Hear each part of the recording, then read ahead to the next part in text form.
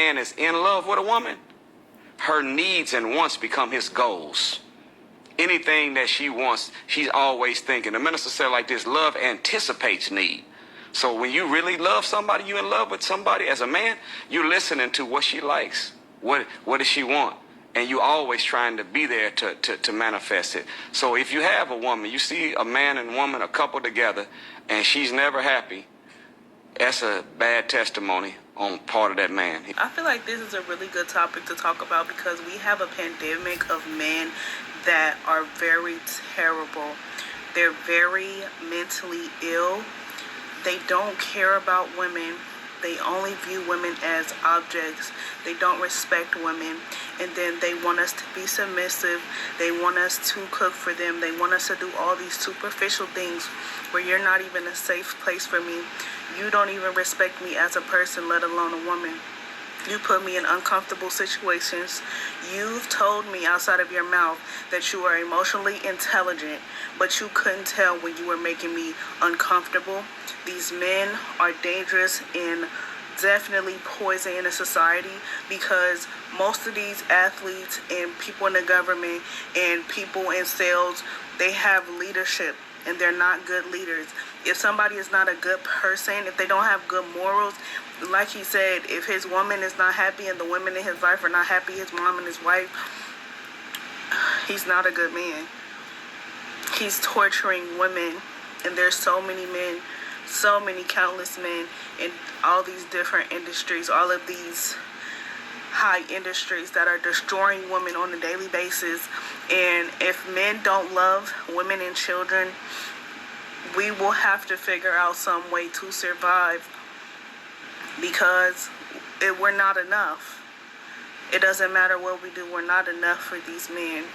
It's always something. It's always like in control or narcissistic, or you want to make me feel less than and try to humble me, but you're not even a good man. You're not a good person. And for you to feel as though you need to humble me, it's really crazy out here the way these men think. And I think it's very, very sad. And I think it's very, very pathetic. And I think it is time for men to start taking accountability for their actions and stop blaming everybody else for what harm they've done to other women, when you could have been a man and you could have learned how to have self-control. Like, you learn how to do everything else. You want to learn how to bend somebody over backwards. You want to learn how to finesse somebody out of whatever you finessing them out of. You learn how to do everything. So, but you can't learn how to be a better man. That's where we just stop. That's a problem.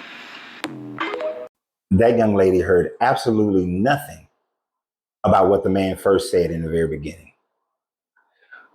But one of the things that makes me a great coach is the fact that I have a very good ear for listening to what people are really saying and not what's coming out of their mouth.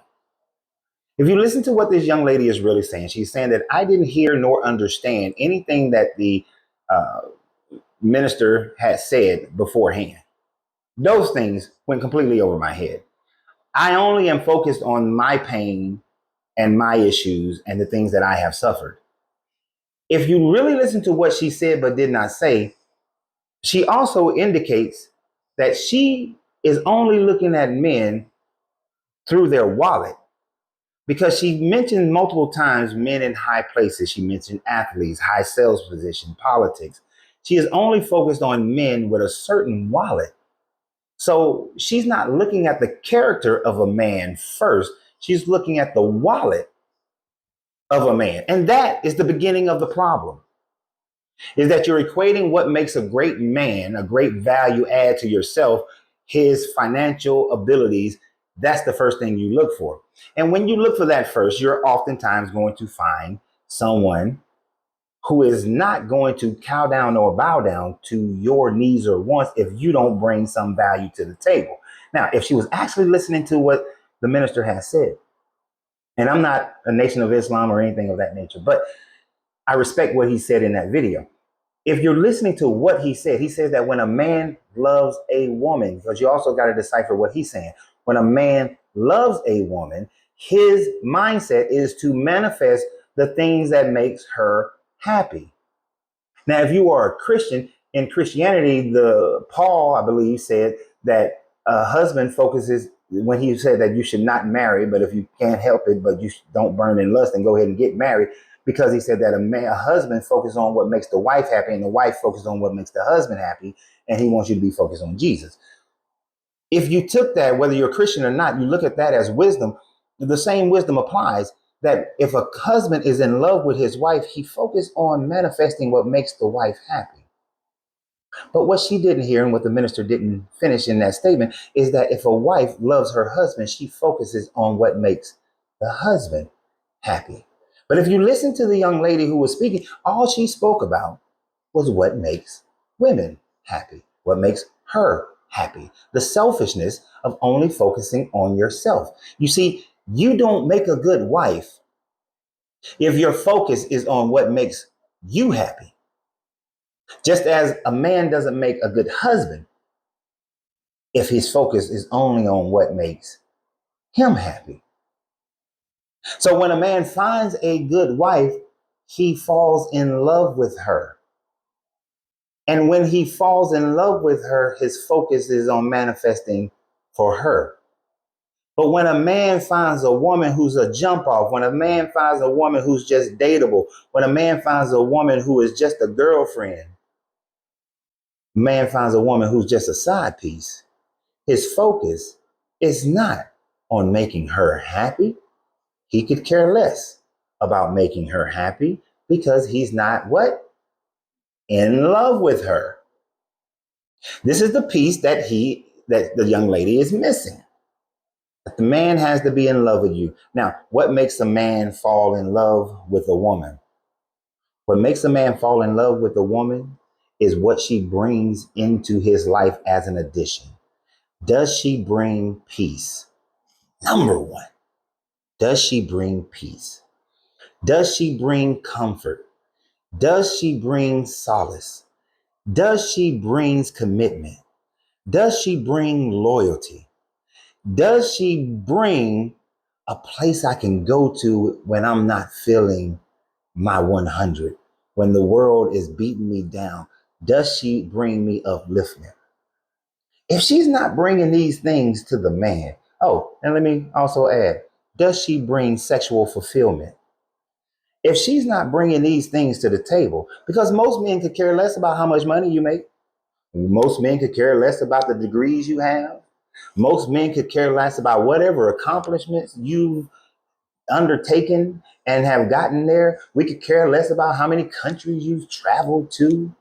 We could care less about who you know. The only thing we care about is what are you bringing inside the house, as far as the intangible, the conversation, the intelligence, the love, the commitment, the peace, the fun, and the good damn sex. That's all. We don't care about those things that you seem to think that we care about. And when you don't bring those things into the household, we cannot fall in love with you. And if we cannot fall in love with you, we cannot focus on making you happy. So you become like this young lady who's always just more than likely have been a girlfriend, a jump off, a side piece, a dateable. You become something that's just biding our time until a wife comes into the picture. And when the wife comes into the picture, we push you aside.